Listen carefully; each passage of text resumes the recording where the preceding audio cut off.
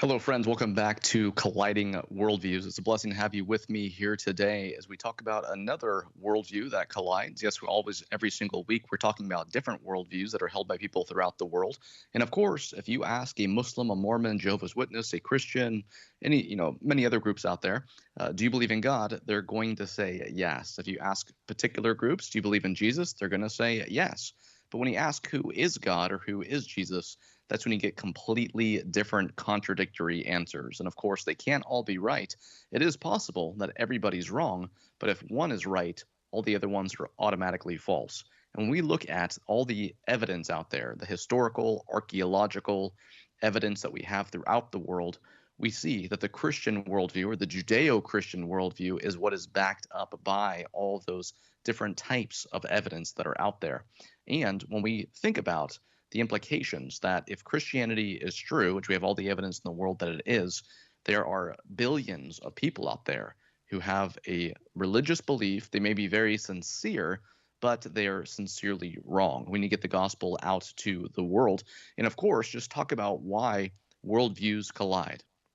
And every single week here on Colliding Worldviews, we're doing just that when we talk about different worldviews that contradict each other in so many ways. And of course, the most important being who God is, who Jesus Christ is, and how we can be reconciled to the God of the universe. Today on Colliding Worldviews, my guest is Rami Dabas. He's been here a number of times before during an International Apologetics Marathon, and also I had him on a Colliding Worldview show as well. Today we're talking about President Trump's deal of the century. Of course, people throughout the West and throughout the world every single week see the relationships that President Trump has with leaders of different countries throughout the world, and of course, different Islamic countries, countries where we see what life is like there and contrast that to the West. And we see how President Trump is very hard and wants to make sure that all jihadists do not continue to reign in any part of the world.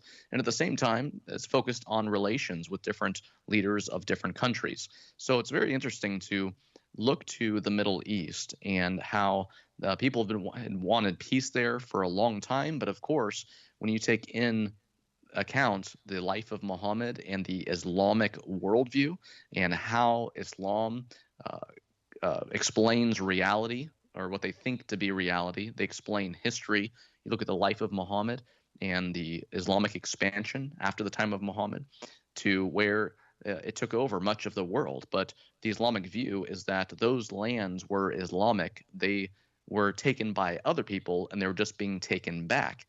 And of course, this does not correspond to actual history. We see that they were taken for the first time by Muslims. And of course, there are countries throughout the world today who are led by Muslim leaders. At the same time, those Muslim leaders do have relations with President Trump.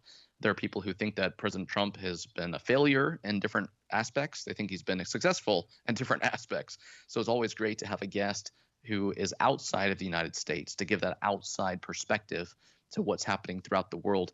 Rami, it's so great to have you back once again. Thank you very much. It's an honor and pleasure to be on your show and to be on Trinity channel and for this episode too. Thank you very much. What is the general view for the peace in the Middle East? Well, in my opinion, Israel is a Jewish state. That's my opinion.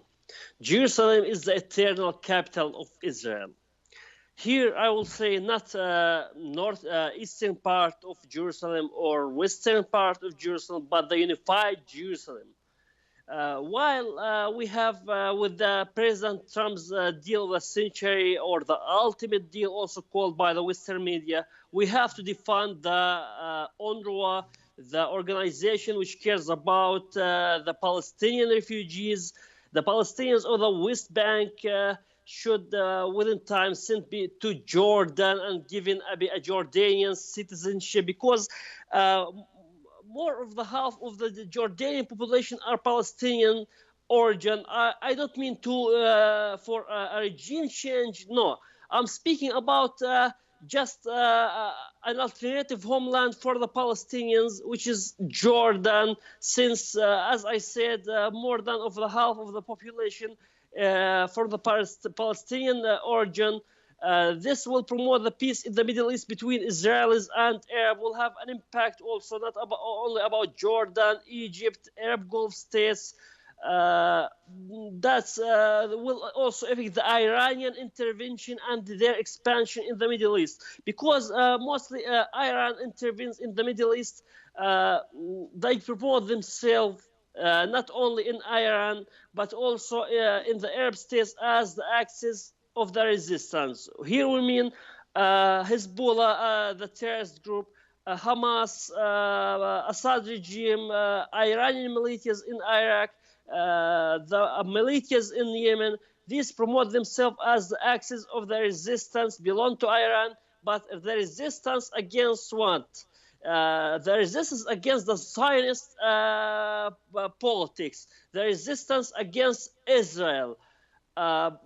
If peace happens, of course, Jordan, Egypt, Israel, Arab Gulf states all of them will play a very important part in this peace deal. Iran will have no reason to intervene in the Middle East. Of course, this will not happen just with a 1 year or 2 years or 3 years. This a general view for the peace deal. But it will take a long time to take into effect into reality. And it will start, of course, after many years and to have a real impact. And yes, the Palestinians will not be considered refugees anymore. That's for the Judea and Samaria and the West Bank. And of course, there are Gaza, for example, and the other effects. Rami, here in the West, when people watch the news, the relationships that they hear about most, of course, are between President Trump and El-Sisi in Egypt, about bin Salman in Saudi Arabia, and they hear about Iran, they hear about Syria, but that is about it for the most part. As boots on the ground outside of the United States, what is your view of the relationships between President Trump and the leaders of those particular countries, and what is the view of people who are outside the United States? In general, let me talk first in general. President Trump is promoting the peace in the Middle East. President Trump have an effect. There been a summit in 2017 in Riyadh, the capital of Saudi Arabia. The whole Muslim world came. The President of the United States, Jared Kushner, and his administration also came to Saudi Arabia. They declared that Qatar is sponsoring terrorism with a connection to Iran. Basically, bin Salman, all the Muslim world vote to fight against radical Islamic terrorism. That's because Trump, this will not happen and won't be happen against any other administration, like Obama, a special administration which supported the Muslim Brotherhood. President El-Sisi also, he's banning the Muslim Brotherhood, basically United Arab Emirates, Saudi Arabia, Egypt. These countries banned the Muslim Brotherhood as a terrorist organization. But the United States of America still allowing the Muslim Brotherhood. But that's the effect of President Trump to the Arab world to fight the terrorism. And the fighting terrorism should start from inside the same Muslim countries, because it's their main responsibilities. Then it comes the responsibility of the West. What's interesting, Rami, is that there's a number of people out there who've studied the Muslim Brotherhood, the Al-Ikhwan al-Muslimin, the origin of it, when it just came into effect just 4 years after the fall of the Ottoman Empire. People don't realize that the caliphate that was started by Muhammad, that had many successors after just the first 4 that people usually hear about or read about when they read about Islamic history. There was successor after successor after successor, and we had the Ottoman Empire that fell in 1924. 1928, the Muslim Brotherhood was founded by Hassan al-Banna in Egypt, and their goal even though they weren't carrying guns, they were wearing suits, which of course is what political Islamists do today. Their goal is the same. It's just that they're actually willing to work with democracy and use that to destroy countries from within. Now, you have the issue of Hamas in the Gaza area. Before I get to that, though, I want to ask you about Judea and Samaria and other places in the West Bank. What are their views about this peace deal and just about President Trump in general?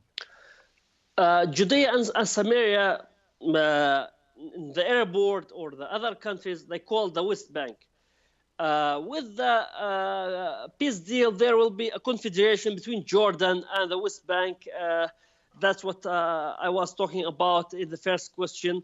I think it will be excluding the Jerusalem because they have no problem making a confederation, but they want to be Jerusalem, especially the eastern part, to be the capital of the so-called the Palestinian state. But I think there will not be any Jerusalem. Jerusalem is the eternal Israel capital of Israel.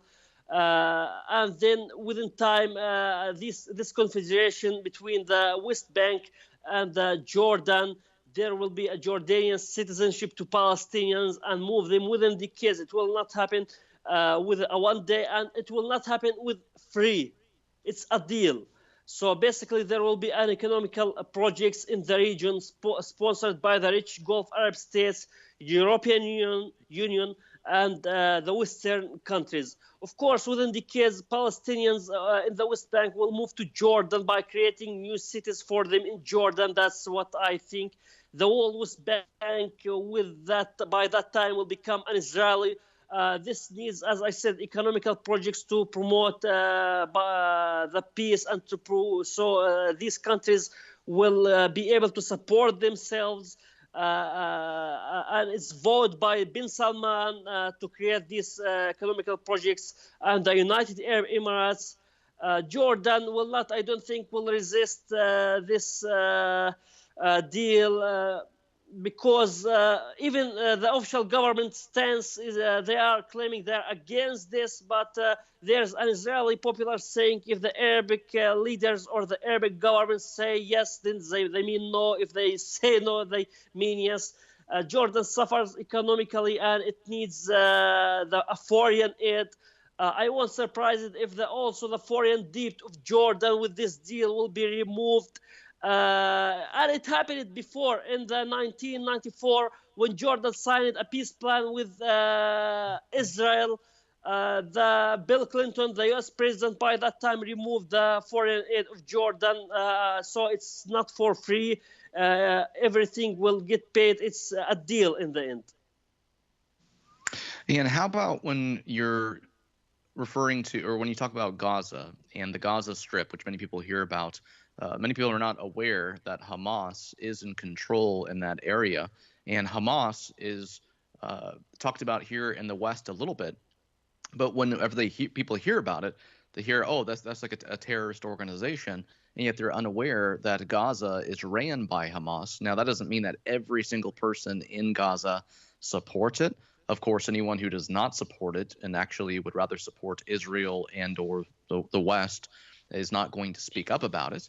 But what is the two views that you hear from people who are in Gaza, have lived in Gaza, and their view of what's happening, the ongoing conflict between the Palestinians and the Israelis, and of course just their view of what President Trump is doing to bring peace in the Middle East?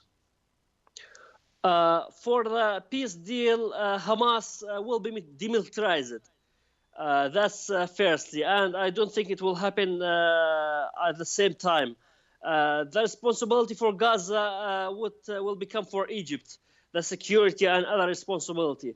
There will be also an economical projects in the region to support its people, to support Gaza, to support Egypt also.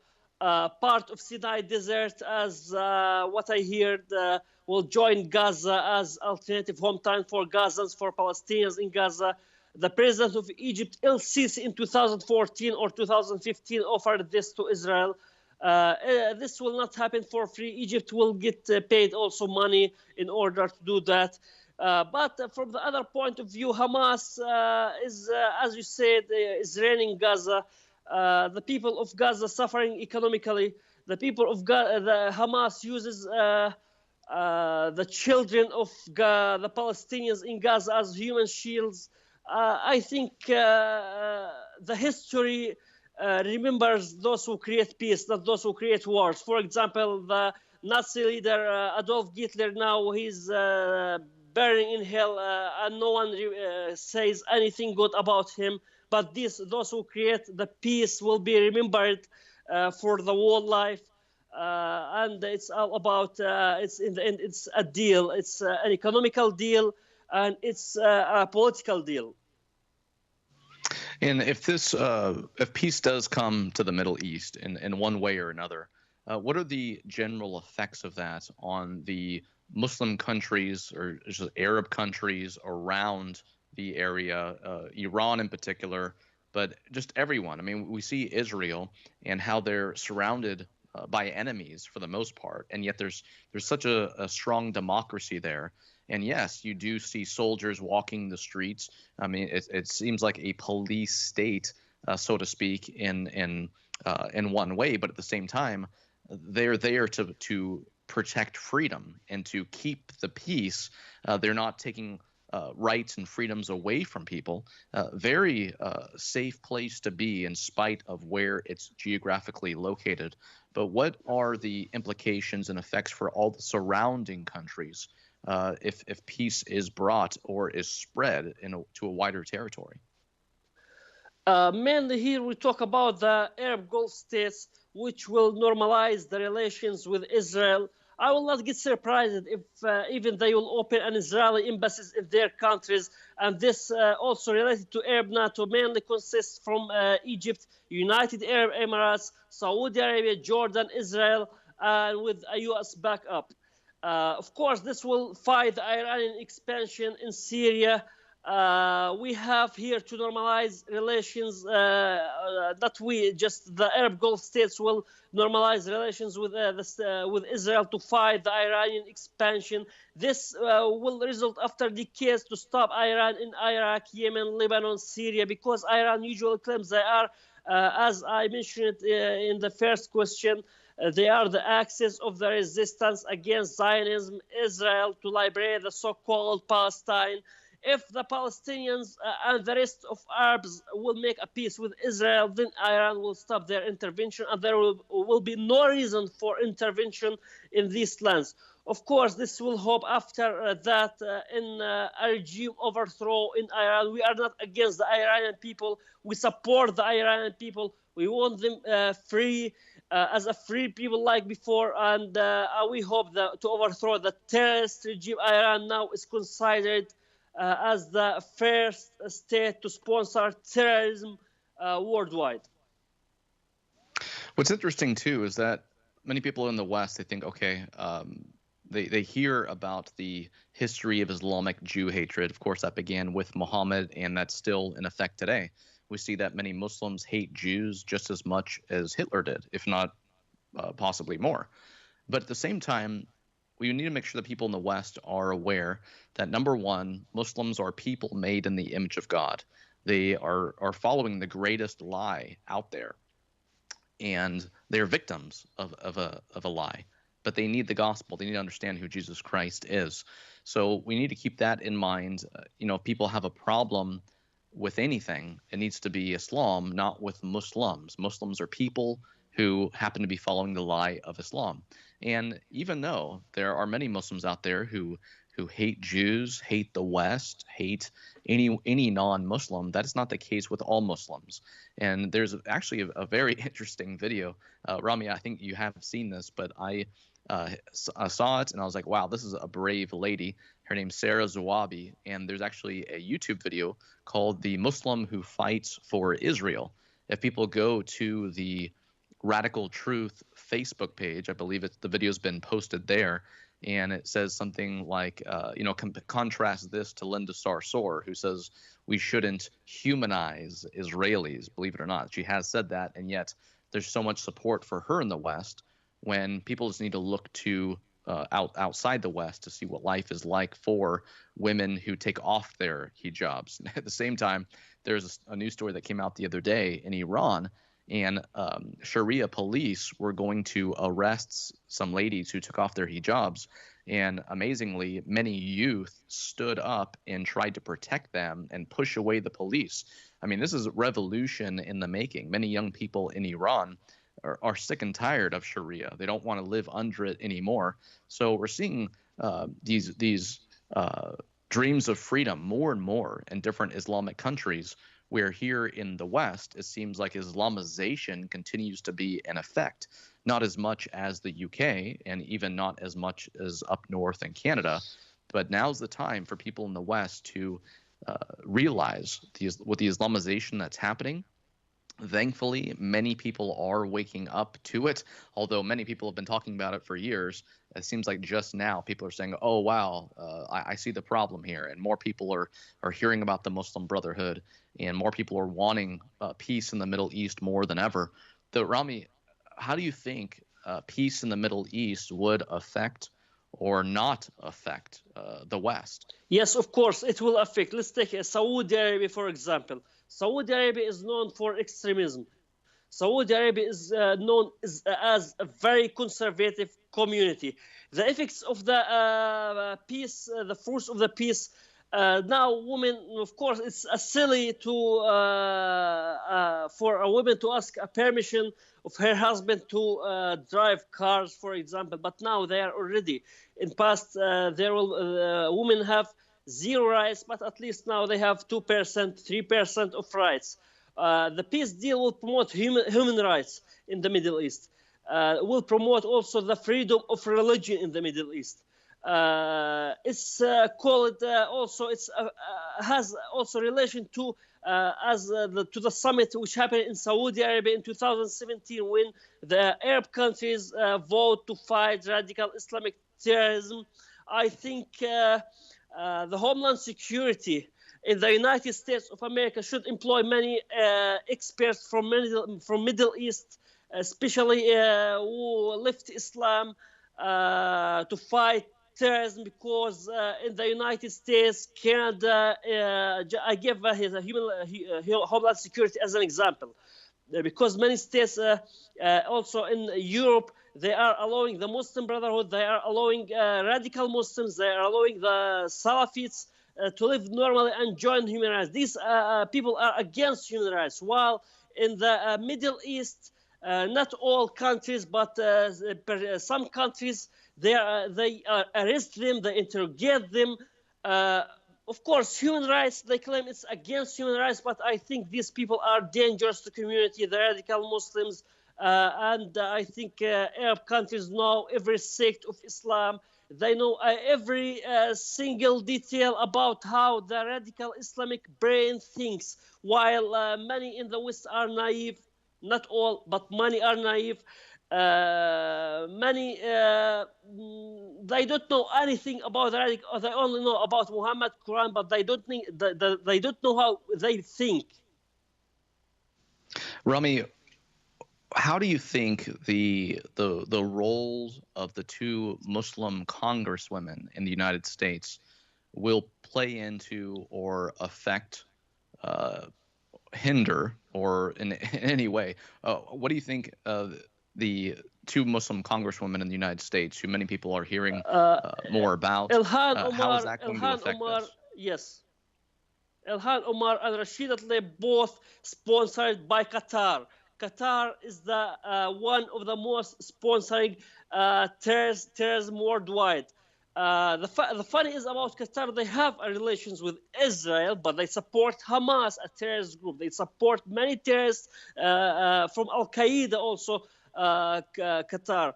They are paid by Qatar and the other lobbies of the Muslim Brotherhood like Turkey, Iran, to spread anti-Semitism, to spread hatred in the U.S. community, and give themselves as a bad image. Especially Ilhan Omar, I saw her. She's this woman is a rude woman. I don't know how the people voted for her in the U.S. Congress, because she doesn't act as a politician, and at the same time she's promoting. In 2012, she claimed Allahu Akbar on Twitter after a terrorist attack, and now she is a congresswoman. Well, the problem is that many people in America didn't do research or just voted for whoever they thought would be a good leader. But yes, both of these women said that they were for Israel after they got elected. They said they want to sanction Israel. But I think the positive thing about this is that as they continue to just come out and not sugarcoat anything and basically just say how much they hate this group, they hate that group, what they want to do to this group, all they're doing, I think, is talking themselves out of being reelected. I mean, it's kind of a good thing that they're just coming out and sharing what they believe rather than deceiving people. I mean, they're not sugarcoating anything. So I think they're just not going to get reelected, I would think. I mean, but then again, they got elected in the first time, so who knows if they're going to be elected again, That happened also with President Obama. President Obama, before he got elected in 2008, he claimed to be a Christian, that he's a convert to Christianity. But after he got elected, in a live interview, and it's available in YouTube, he said about his Islamic faith. So how can and then the interviewer corrected yes your faith, right? That's what you're referring to. Yes, what you said. Yeah. He said my Muslim faith, and then the interviewer corrected him and said your Christian faith, and he said, oh yeah, my Christian faith. Yeah, I know exactly which one you're talking yes. about. And yeah. So anyway, I mean, I thank you so much for being here, Rami, and I want to encourage people to find out more about you. Rami is a writer for Israel Today magazine. Actually, if you go online and if you go to Israel Today, or if you just type in Rami Dabas, you'll find an article that he wrote called From Disillusioned Muslim to Christian Arab Zionist. But I want to thank you for being here, Rami, and God bless you in your work, and keep it up. Thank you very much. It's an honor and pleasure. Friends, this is very interesting topic to think about when we think about what's happening in the West and what's happening in the East, which many people don't keep up with, and the worldviews that still come into play. Even when we say we want peace in the Middle East, and there are many people there who want it, we need to take into account what the primary sources still say and how those will hinder this peace deal from taking place, even in the long run. What's going to happen? We need to know the sources. And again, most importantly, we need to get the gospel out to everyone who needs to know and understand it. We thank you so much for being here once again on Colliding Worldviews. And please continue to share the news about this show, how we just started our new season, and how we continue to have new guests and new topics every single week. We'll see you next time on Colliding Worldviews.